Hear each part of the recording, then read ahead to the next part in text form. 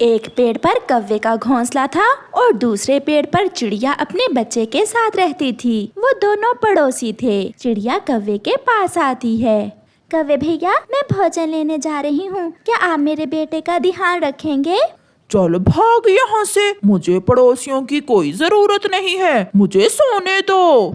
कौवे भैया, पड़ोसी एक दूसरे का सहारा होते हैं। मुश्किल समय में एक दूसरे की मदद करते हैं, दुख और सुख के साथ ही होते हैं।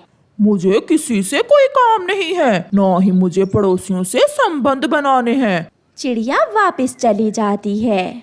वो अपने बेटे को अपने ऊपर बिठाकर अपने साथ ही ले जाती है। चिड़िया उड़ती हुई जा रही थी कि उसे घने जंगल में एक बूढ़ा पक्षी नजर आता है जो दर्द से कराह रहा था। कोई मेरी मदद करे, कोई मेरी मदद करे, मैं मुसीबत में हूँ। चिड़िया वहाँ जाती है। वो अपने बेटे को एक तरफ बैठाती है। बूढ़ी माँ, क्या हुआ? आप क्यों रो रही हैं?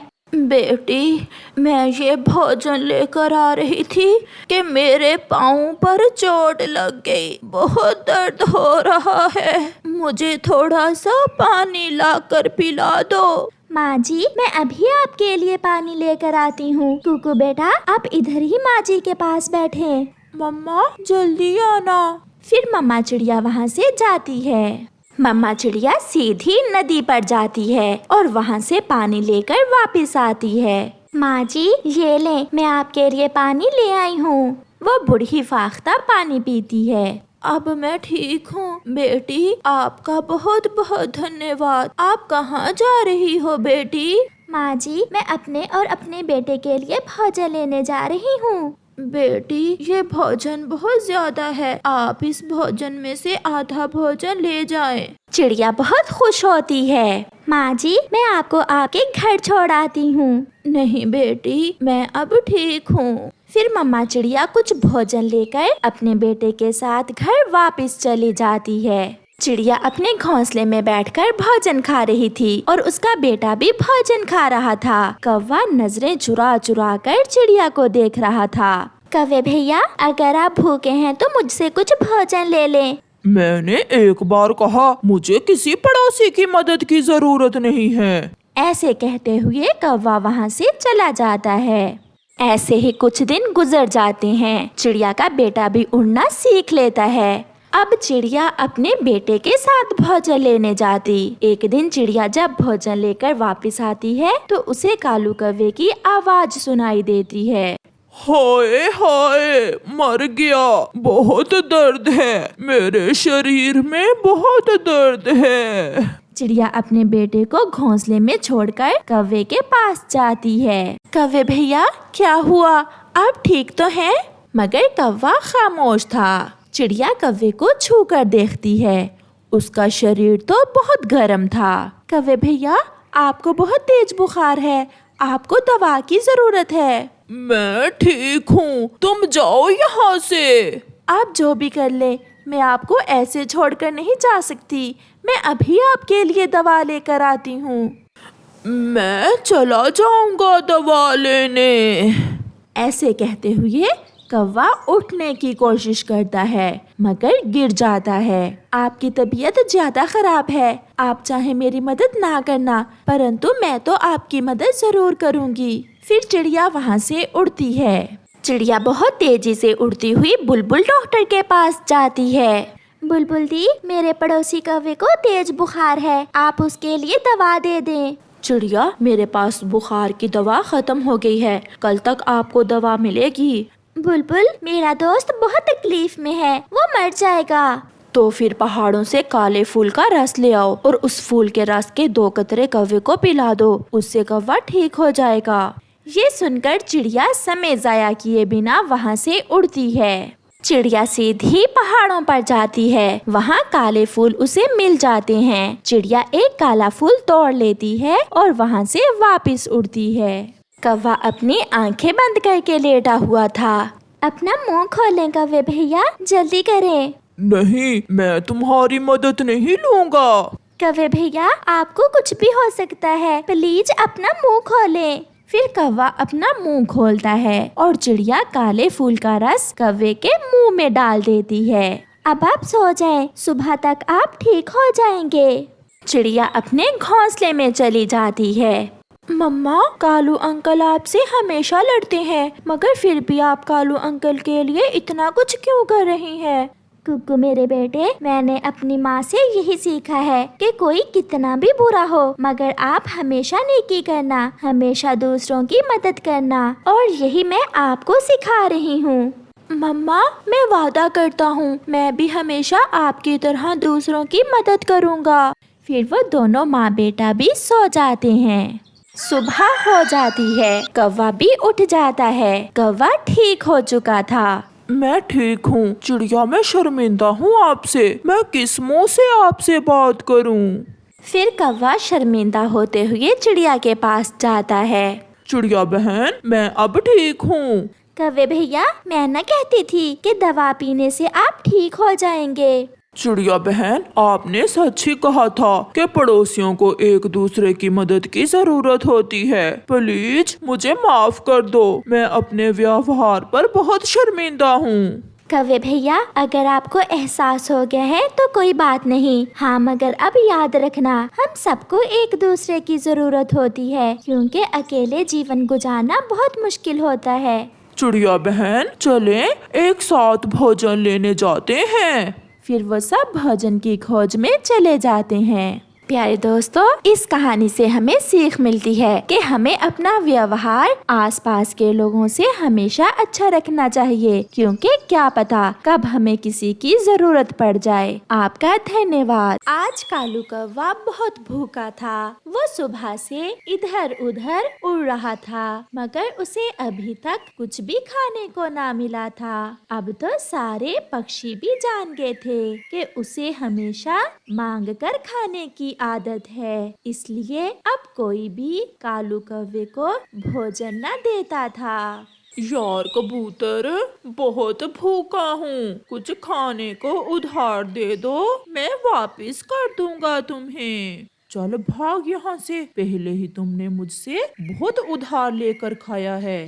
कालू कौवा निराश होकर वहाँ से चला जाता है।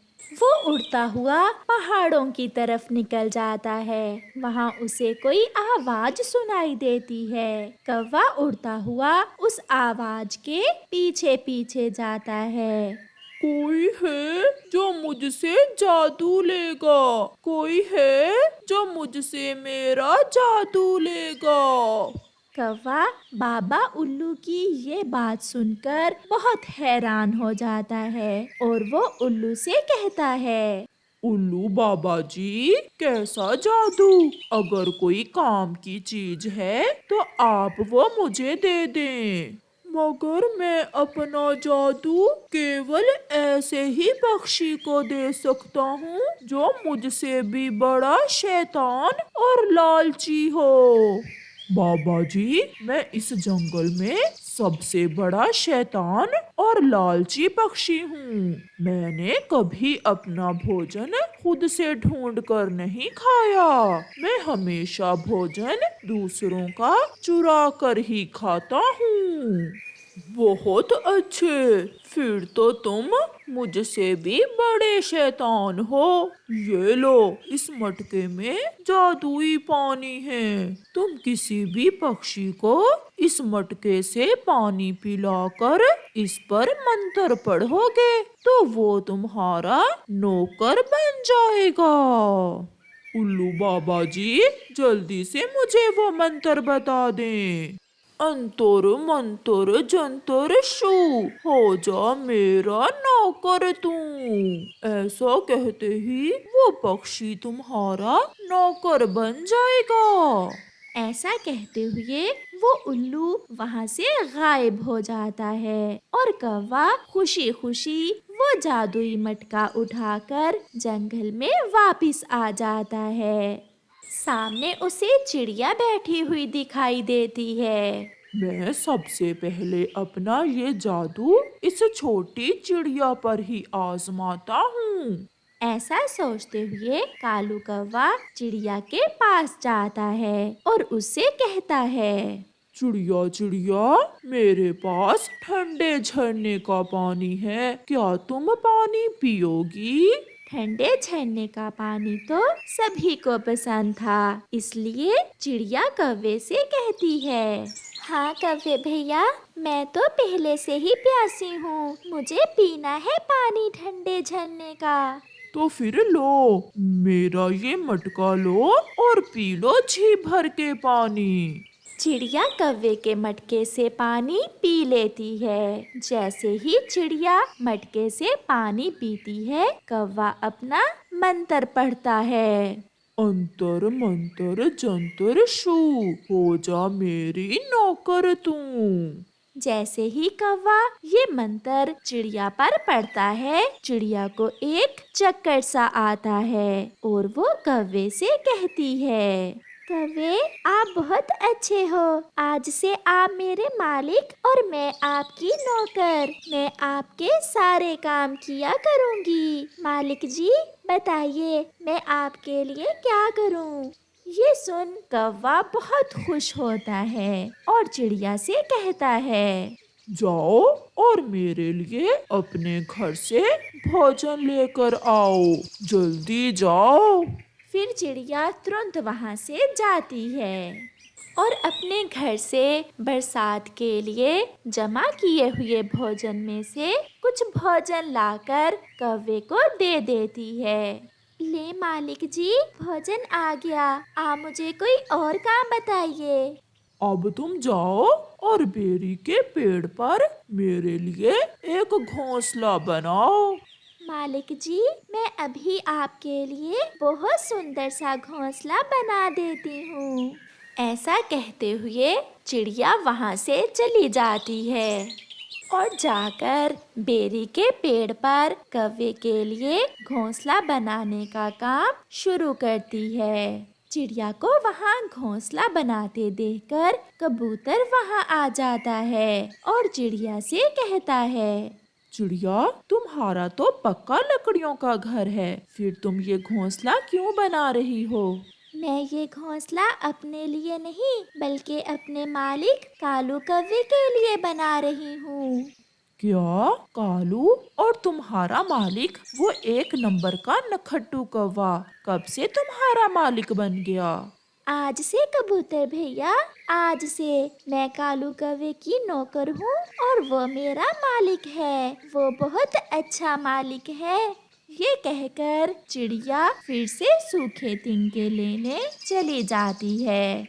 ये कालू कौवे ने चिड़िया पर क्या जादू कर दिया है जो ये कौवे की नौकर बन गई है? कबूतर बैठा ऐसा सोच रहा था। दूसरी तरफ कालू कौवा मिठू तोते के पास जाता है और उससे जाकर कहता है, मिठू लो, मैं तुम्हारे लिए गुड़ वाला पानी लाया हूँ, पी लो।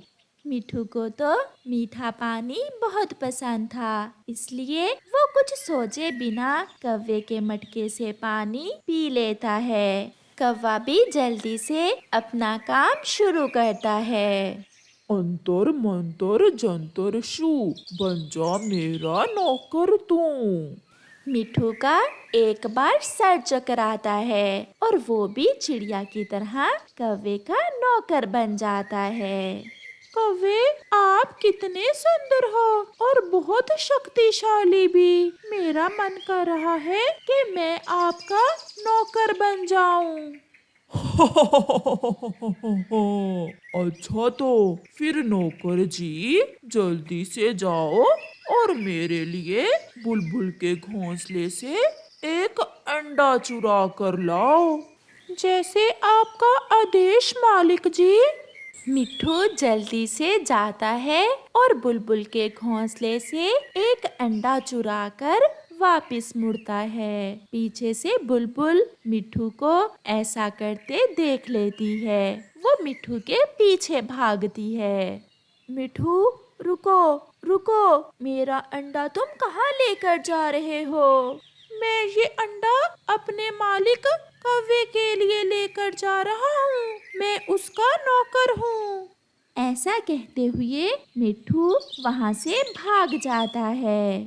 बुलबुल रोती हुई अपने पड़ोसी कबूतर के पास जाती है और उसे जाकर सारी बात बताती है। कबूतर, मिट्ठू ने मेरी एक न सुनी और मेरा अंडा चुरा कर भाग गया। वो खुद को कौवे का नौकर कह रहा था।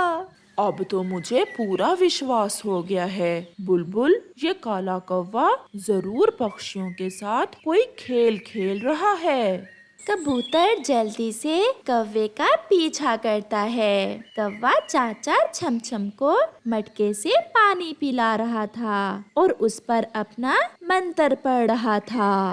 अंतर मंतर जंतर शू। कबूतर भी छुपकर कौवे का सारा शैतानी खेल देख रहा था। तो किसी तरह मुझे कौवे को इस मटके से पानी पिलाकर उस पर मंत्र पढ़ना होगा। रात हो जाती है और कालू कौवा भी अपने नए घोंसले में जाकर सो जाता है, जो चिड़िया ने आज ही उसके लिए बनाया था। वो जादुई पानी वाला मटका अपने पास ही रख लेता है। आधी रात को कबूतर चुपके से जाता है और कालू का मटका उठाकर वहाँ उसी तरह का एक और मटका रखकर वहाँ से भाग जाता है। कल सुबह मैं इस कालू के बच्चे को मजा चखाऊंगा। सुबह हो जाती है। कौवा भी अपना मटका उठाकर किसी नए पक्षी को अपना नौकर बनाने के लिए निकल जाता है। वो एक पेड़ पर बैठ जाता है। उसे ये नहीं पता था कि कबूतर ने रात को उसका मटका अपने मटके से बदल दिया था। अब तो आहिस्ता आहिस्ता सारे पक्षी मेरे नौकर बन जाएंगे। कौवा ऐसे सोच रहा था कि कबूतर भी अपना मटका लेकर वहाँ आ जाता है। कालू यार, मेरे मटके में नारियल पानी है, क्या तुम नारियल पानी पियोगे?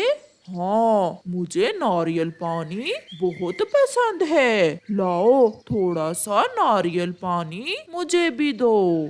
फिर कौवा कबूतर के मटके से पानी पीने लगता है। कबूतर को वो मंत्र अच्छे से याद था और वो कौवे पर मंत्र पढ़ता है। अंतर मंतर जंतर शू, बन जा मेरा नौकर तू। फिर क्या था, कौवे का सर चकराता है और वो कबूतर से कहता है, कबूतर, मेरे मालिक, तुम बहुत अच्छे हो, क्या मैं आपका नौकर बन सकता हूँ? शैतान कौवे, अब तुम सारी जिंदगी हमारे नौकर बनकर ही रहोगे। जैसे ही कौवा कबूतर का नौकर बनता है, दूसरे पक्षी ठीक हो जाते हैं। फिर वो सब कालू कौवे को अपना नौकर बनाकर अपने सारे काम कालू कौवे से करवाते हैं। कबूतर कालू कौवे का जादुई पानी वाला मटका नदी में फेंक देता है। ऐसे कौवे को उसके किए की सजा मिल जाती है।